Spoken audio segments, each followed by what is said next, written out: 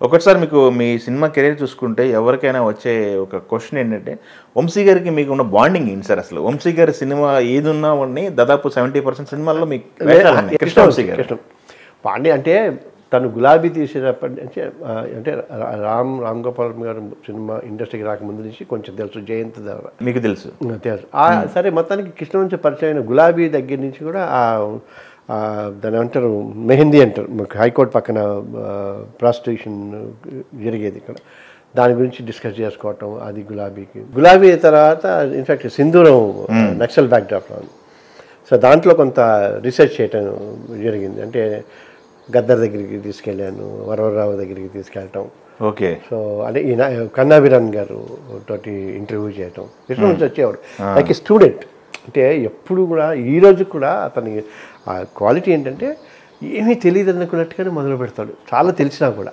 Okay. అందరి దగ్గరికి వెళ్ళి ఇంటర్వ్యూ చేశాడు. ఆ సింధూరంలో వాళ్ళ పార్టిసిపేషన్, నేను అట్లా ఆ వేషానికి కూడా అదే అయిపోయింది. తర్వాత రాఖీ సినిమా చేశాను. అవును, రాఖీ నేను మా మిస్సెస్ తను కూడా అడ్వకేట్ కౌన్సిలర్ కనుక వచ్చినప్పుడు మేము కౌన్సిల్ చేసినప్పుడు ఒక 15 రోజుల పాటు వచ్చాడు పొద్దున్నే. ఓకే. కూర్చునేవాడు, కౌన్సిలింగ్లో ఉండేవాడు. అంటే ఈ వరకట్నాలు, ఫ్యామిలీ డిస్ప్యూట్స్, మ్యాట్రిమోనియల్ ఇష్యూస్ ఎలా ఉండేవి, వాళ్ళ ఎగోని ఏమిటి, తర్వాత లీగల్ సిస్టమ్ ఎలా ఫంక్షన్ చేస్తుంది, కోర్టులు, వాటి అడ్జస్ట్మెంట్స్, తర్వాత కాంప్రమైజ్లు ఇవన్నీ. అట్లాగే గాంధీ హాస్పిటల్ బర్న్ వార్డ్స్కి తీసుకెళ్ళాం. అబ్బా, చాలా రీసెర్చ్ చేస్తాడు. ఎంత రీసెర్చ్ అంటే వేగంగా తీసిన సినిమా కాదు అది, ఏ సినిమా కూడా అండి.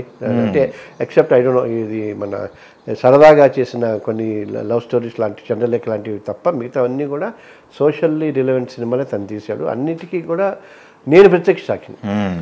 గులాబీ, దెన్ సింధూరం, రాఖీ, అవును, ఈ మూడు ప్లస్ ఖడ్గం ఎప్పుడు మదర్సాల్కి వెళ్ళి అక్కడ షూట్ చేసుకుని వచ్చి హిందూ బజరంగ దళ లీడర్స్ తోటి మాట్లాడి, ముస్లిం లీడర్లతోటి మాట్లాడి అసలు ఎలా ఉంటుంది, ఫంక్షనింగ్ ఏంటి, అవి ఏంటి అని. తర్వాత దేంట్లో రాఖీలో అంజనా సిన్హా అని డీసీపీ వెస్ట్ ఉండేది, ఐపీఎస్ ఆఫీసర్. ఓకే. ఆవిడ దగ్గరికి వెళ్ళి పోలీస్ అకాడమీకి వెళ్ళి అక్కడ పోలీస్ అకాడమీ చూసి ఆవిడతో ఇంటర్వ్యూ సుహాసిని క్యారెక్టర్ అంతా అంజనా సిన్హాది. ఓహో. సో ఏది కూడా హబ్సాడ్గా జస్ట్ ఇప్పుడు మీకు గుర్తున్నారు, అందులో ఇప్పుడున్న కేసులన్నీ కావాలంటే 360 సంవత్సరాలు పడుతుంది అని ఇవన్నీ కొన్ని అన్నీ కూడా వాస్తవికంగా తను అనుభవించి ఫీల్ అయ్యి సమాజానికి ఒక సొల్యూషన్ ఇస్తే బాగుంటుందని ఫీల్ అయ్యి తీసిన సినిమాలో కృష్ణవంశీ ఇవన్నీ. I'm very happy. అంటే ఒక సింధూరంలో యాక్ట్ చేశాను, ఖడ్గంలో లేను, అవును, రాఖీలో లేను, గులాబీలో. అంటే నేను ఉంటే ఎంత ఆనందిస్తానో, లేకుండా అతనితో అసోసియేట్ కావటం మూలంగా అంత ఆనందిస్తాను. ఓకే. మీరు చెప్పేవాళ్ళు అప్పుడు మీరు ఈ సినిమాలో మీకేం లేదు క్యారెక్టర్ అని చెప్పేవాళ్ళ? దుర్మార్గుడు చెప్తాడు కదా, డైరెక్ట్ చెప్పేవాళ్ళ? చెప్పేసారు ఆఖరికి. అంతే. అంటే గమ్మత్ ఏంటంటే అతను ఎంత బ్యూటిఫుల్గా ఉంటాడంటే, స్నేహం, కమిట్మెంట్లు, ఆబ్లిగేషన్ ఇవ్వాలి కదా, పాపం కదా, ఇదే సినిమానే ప్రాణం తనకి. ఈ సినిమాలో ఈ క్యారెక్టర్కి వీడంటే ఇంకంతే. అంటే సినిమాని అంతగా ప్రేమిస్తాడు, ఆరాధిస్తాడు, గౌరవిస్తాడు, ఇష్టపడతాడు. ఓకే. Good, very good. మంచి గుర్తింపు చేసిన సినిమాలు చాలా ఉన్నాయి మాట్లాడుకుంటే. బట్ సినిమా కెరీర్ కంటే ముందు కూడా మీరు చాలా విషయాల్లో దాని ఏమంటారు రేడియోలో పనిచేశారు.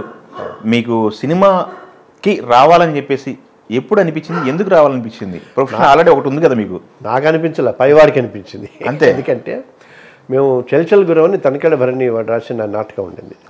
భరణి నేను మెయిన్ వేషాలు వేసి మిగతా ఉన్నాయి. చాలా మంచి నాటకం అది. ఆ నాటకాన్ని మేము అదిను ప్లస్ గోగ్రహణం అని వాడాల్సిందే.